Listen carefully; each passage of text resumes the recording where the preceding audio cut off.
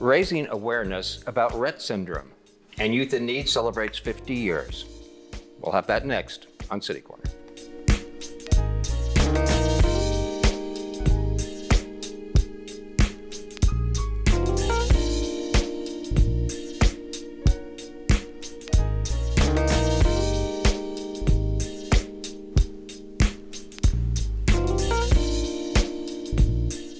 I'm Steve Potter, and welcome to City Corner.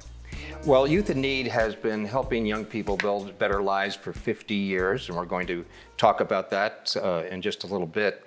We'll have more on that later, but first, please welcome our guests, Jay Murry and Mickie McCool.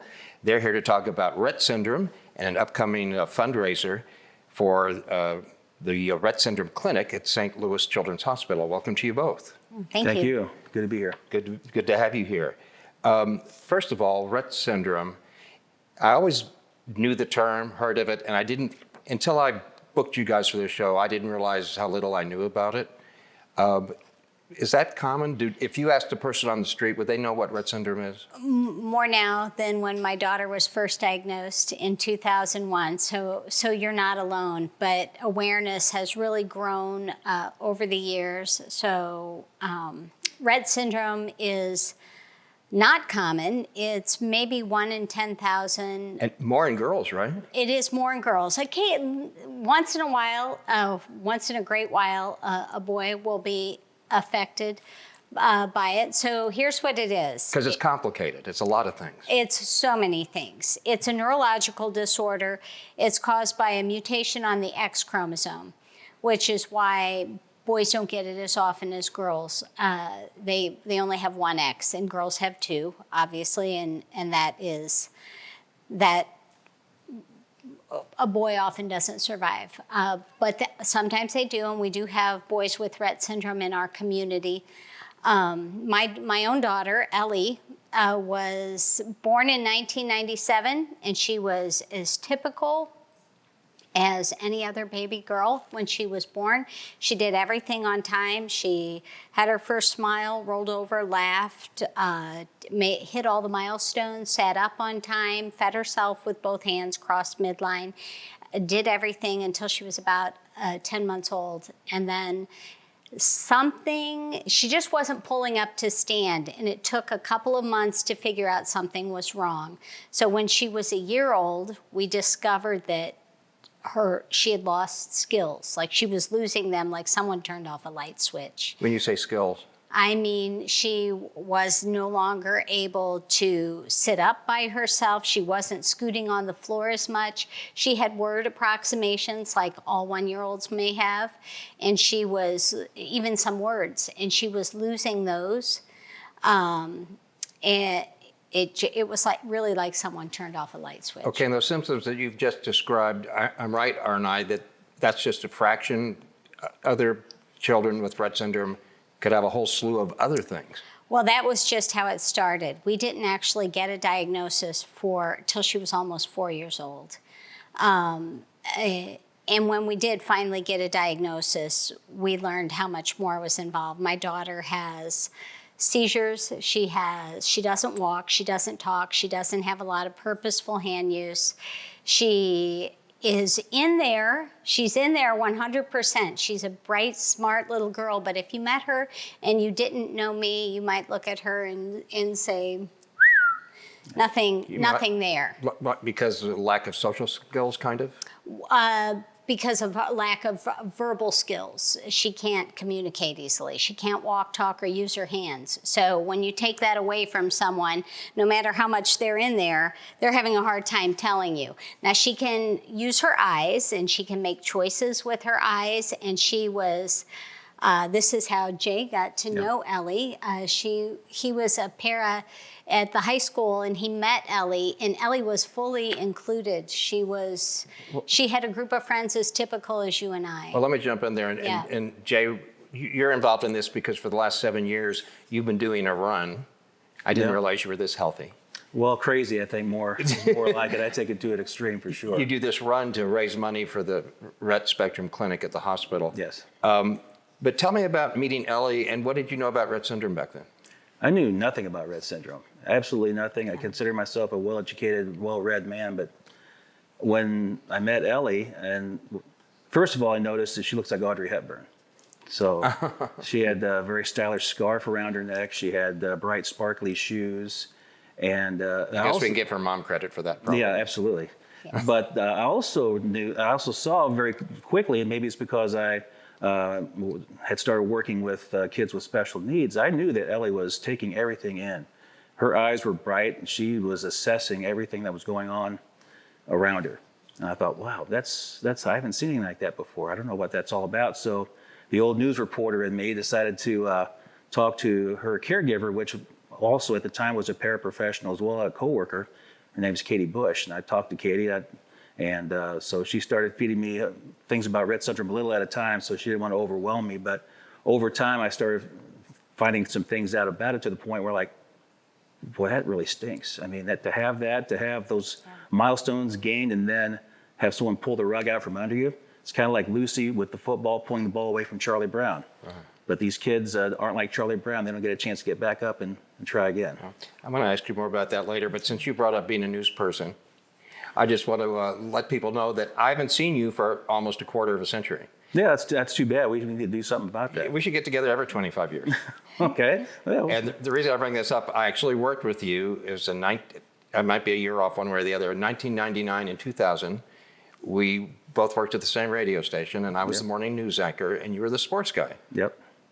Yeah, KWRE, KFAV out in Warrenton, Missouri. And your cohort, Todd Blackstock, spent some time out there, too. Yes, he works here at STLTV, and he hosts a City Corner, too. I think it's kind of like a union station of broadcast people. You work there for a while and go to other places after that. Well, tell me about this event that you've done now for all these years at WashU, this running thing. You call it...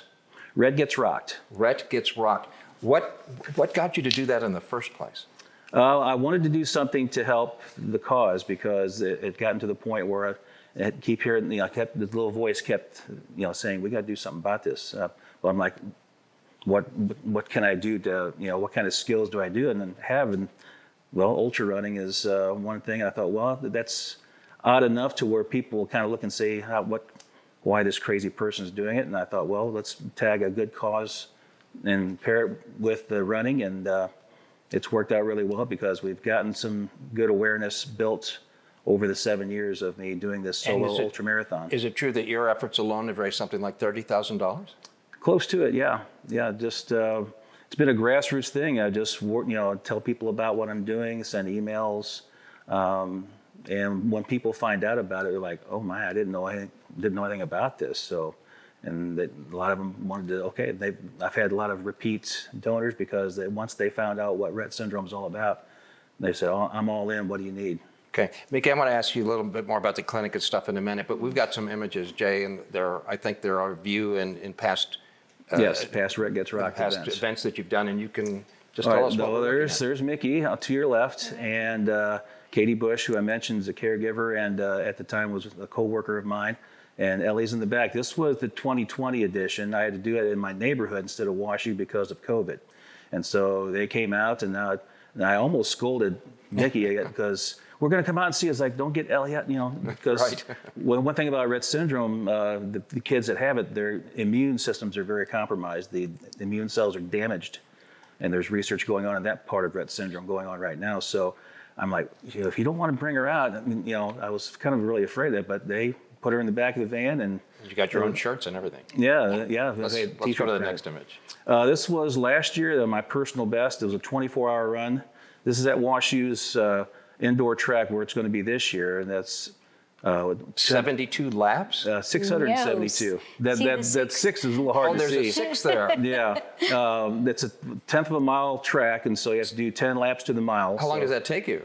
It took me 22 hours. Oh, told you I was crazy. Stop. You didn't believe me how the depth of my craziness, right?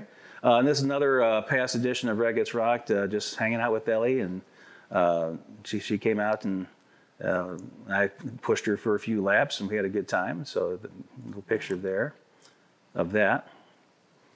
Another picture, this was, I guess, a publicity picture. This was before the first Rett Gets Rocked back in 2018.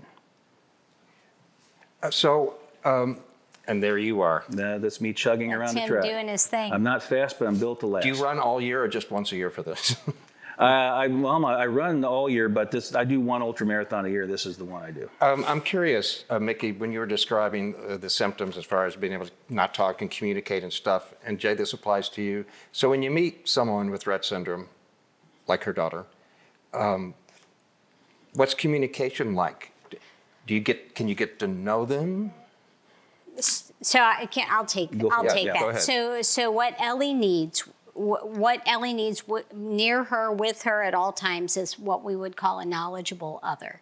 Someone who knows Ellie, someone who understands Ellie. All children and people with Rett syndrome need this. And that means I can look at Ellie the way a mom can look at a baby and know the difference between the cries. This cry means hungry. This cry means I need to be changed. I can look at Ellie and tell by her eyes how she's trying to communicate and help her. We just have a minute left. So I just want you to summarize really quickly. Tell me why Jay is doing is important and how that money helps the Rett Clinic at Children's Hospital. Thank you. I'm so glad you asked that. The St. Louis Children's Hospital now has a Rett Spectrum Clinic. And until 10 years ago, I had to drive down to Alabama when I took Ellie to the doctors. There were no specialists in St. Louis who really understood Rett syndrome. And what Dr. Robin Reither, an MD, PhD, head of the Rett Spectrum Clinic, opened this clinic in St. Louis at Children's Hospital. It's amazing for all the families, boys and girls, who deal with Rett syndrome. Have you gotten to know other kids? Oh, so many. I'm all connected in the community. So many. We have several events a year. And is there any good news? Can they get any better, or what is the good news? So research has come so far. They discovered the gene that causes Rett syndrome in 1999, and they have developed some drugs for the first time. There's research going on for gene therapies. There's pharmaceutical companies are now involved, and it was little known. Even the NIH, the National Institute for Health, has funded research. So much has been discovered and is still to be discovered. Well, good things are on the horizon. What Jay's doing is important. Jay, we're going to have some information come up on the screen. What can people do, Jay, to support you and your Rett Gets Rocked deal on October 5th and 6th? I think the easiest thing to do would be go to the rettsyndrome.org website, rettsyndrome.org, and then on the front page is a donate now. Click on that. Seconds it takes to make a donation. If there's a space on behalf of someone, just put my name so they can track how much money is being raised through my efforts. But that's the easiest way to do it. Any last words? Thank you for helping us spread awareness about my daughter's It's my disorder. pleasure. And thank you for doing what you do. My pleasure. All right. Coming up next, we're going to hear about Youth in Need. That's an organization that helps young people in a whole different way. And they've been celebrating 50 years. So thanks again, you guys, for being with us. And we'll be back with more City Corner right after this.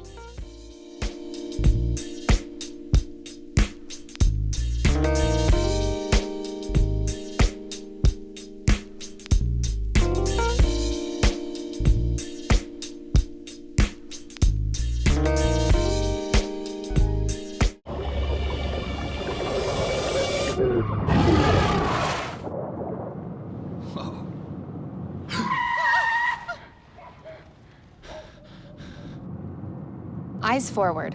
Don't drive distracted.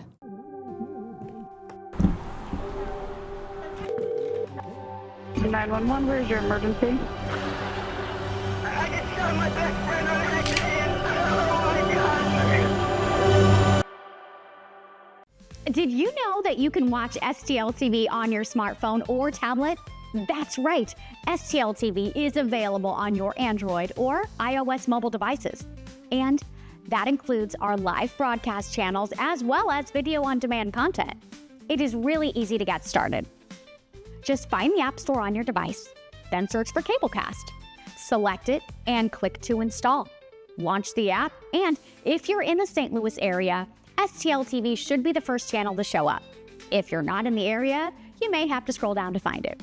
So just click on the STL TV logo, and in just a few seconds, you're enjoying STL TV's great programming such as City Corner, Inside Sports, city government, what's the 314, or my personal favorite, in the kitchen.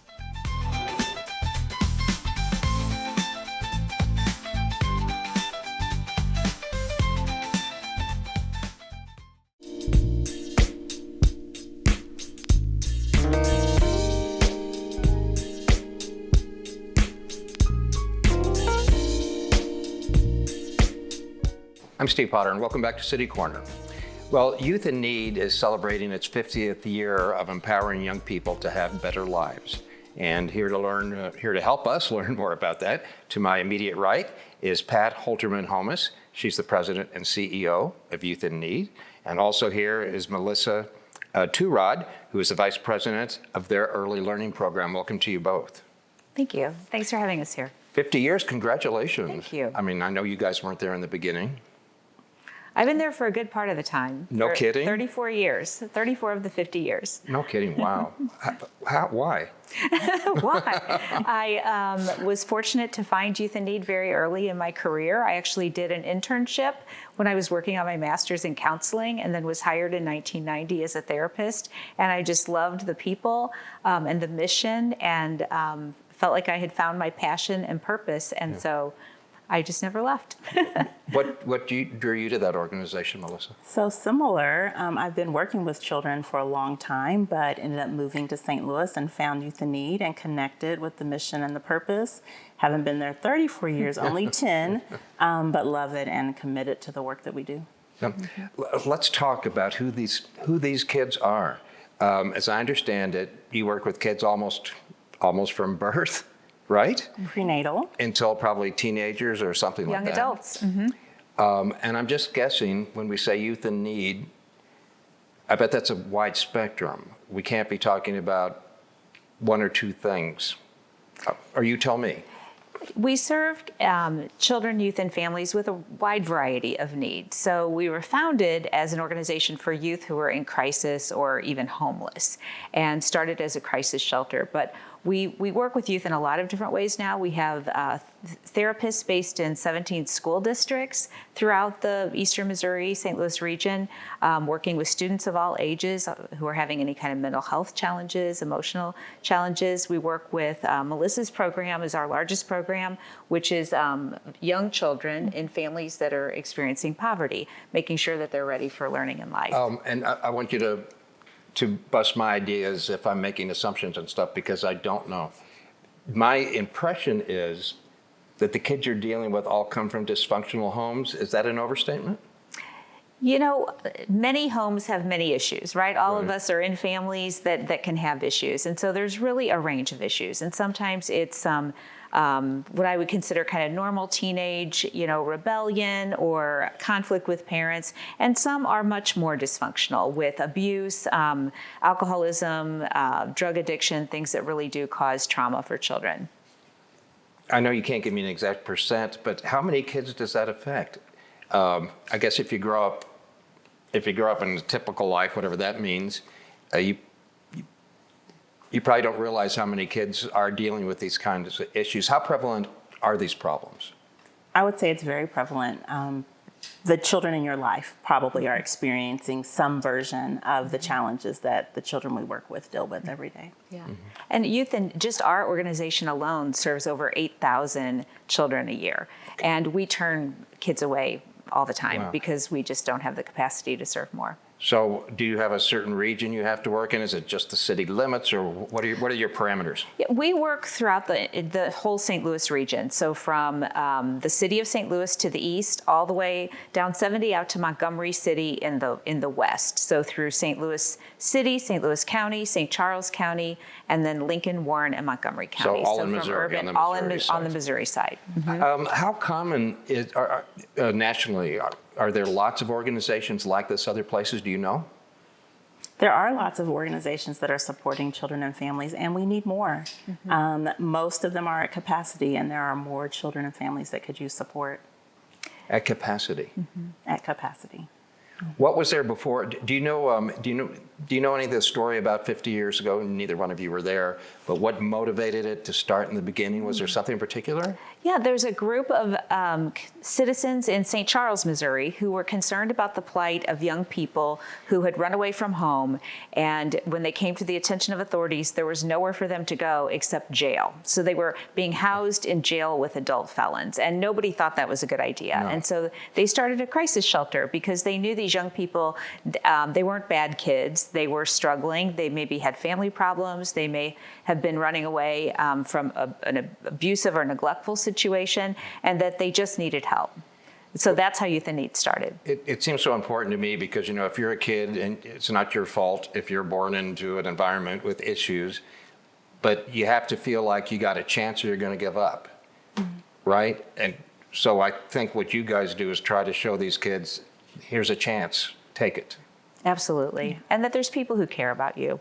Right. We believe in the power of potential. And so we like to help people find the potential within themselves and support them on their journey.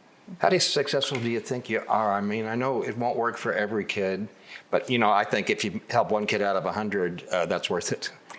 Well, and I think success looks different for every young person, right? I think about some of the young people that I've worked with over the years, and the fact that they are still alive and that they have survived to adulthood is success, because they had so many things stacked against them that them literally physically surviving was a risk. Well, give me an example, just off the top of your head.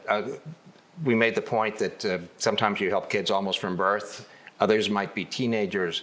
So I guess those two situations are very different. Can you just give me an example of what kind of kid needs help from day one? Well, what research has taught us is that from the time of conception, they start to develop. The brain is developing, their bodies are developing. And so if there is trauma in the life of the mother, Or drug use, or just basic needs not being their nutritional needs, that's going to start that trajectory for the child. And so that's one of the reasons why we love it when we get the opportunity to connect with a family that early. The earlier, the better. Because I imagine by the time you're 15, you could have gone through a lot of bad stuff. Which is really what led Youth in Need into the early childhood arena. Because, you know, we would see kids at the age of 14, 15, 16, and the problems in these families didn't just happen overnight. They had built over time. And we thought if we could be there from the beginning, you know, and really help strengthen the family and help everyone find their potential, how much more successukesessful would their life You know, be. you made a point how everybody's different, of course. Whatever problems or issues a person have could be a million different things. So I would think it'd be very challenging when you've got all these kids coming in to try to like identify each one separately, because as you point out, they're each individuals. That's seems mind-boggling to me. It's really all about relationships. And so our staff are whether they're a teacher in an early childhood classroom, a therapist in a school-based setting, or someone working in our shelter or in our street outreach, it's really all about those one-on-one relationships. You know, and I would think, for me, my image would be, oh, it must be heartbreaking dealing with these kids. But Melissa, I was looking at you and you keep smiling. And when I get that from, I see some kind of happiness there. Like you kind of realize what you're doing is working. Yeah, there's joy in that, right? We have the opportunity to influence the future every day through the lives of these children and their families. And so it can be daunting. Sometimes it does feel overwhelming, but every day is a new opportunity, every moment, every connection, to build that resiliency in them, to help them to identify their needs and help to meet those. So yeah, it's a joyful process knowing that you are able to contribute to not only their lives, but our community as well. Because I guess every once in a while, some kid will come to you and say, hey, you changed my life. We do hear that occasionally. We've got some images. If you'll just look at the screen there while we show them and tell us what we're looking at. So this is one of our families in our early learning program, a mother, a father, and their 2 little girls. And one of the great things we get to do is not only work with children, but when things are going well, we get to work with the family as well, and to help them build the stability that they need as a unit. All right, go to the next one. This is a volunteer holding one of our babies. And so what we know is that adults are important and they come in all shapes and sizes. and getting young people connected with others in the community is important. And so this was one of our seniors that came in to spend some time. I love that. This is Natasha, a young person who is a young adult now and has actually spoken on behalf of Youth in Need. Her mother died when she was a child, and you can imagine just how traumatic that is. After her mom died, she was bounced around to different relatives and found herself living in a situation that was not safe and not healthy. But she had heard about Youth in Need and got connected to us and wound up living in one of our group homes where she was able to, have the security and stability she needed to finish high school. And not only did she finish high school, you can see in that picture, she's a bit of an athlete. She got a track scholarship for college. And so we had the pleasure of helping her move into college. And she's now graduated and she's getting married this summer. And who knows, this was a kid that without that help could have ended up on the street somewhere. Right. Mm-hmm. I think we maybe have another one. I think never give up. A young person wrote that one day as an inspiration to themselves and their peers. So that it's inspiring to me, and it's really Youth in Need's philosophy is that we never give up on these kids. Society might, but we never will. Okay. And then this is one of our classrooms. This is one of our teachers. All of our teachers are credentialed, working one-on-one with the child. Sometimes it's one-on-one, sometimes it's small groups.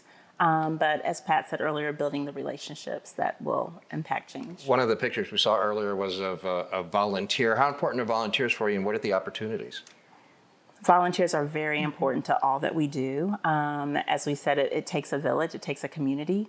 And so having others come in to support, whether that's working with children, it might be administratively, maybe their comfort zone is at an office or planting flowers. There's a variety of ways that volunteers can get involved. Absolutely. They help with our fundraising efforts tremendously. Well, we just have a minute left, but do you have anything on the calendar coming up at the end of the year, next year, things that you'd like to mention? Well, we're getting ready to expand some of our programs for young people, youth and young adults in the North St. Louis County area. So we're really excited about that. And on the early learning side, we're getting ready to combine with University City Children's Center and Loom Institute. So expanding the impact of our early childhood work. Mm-hmm.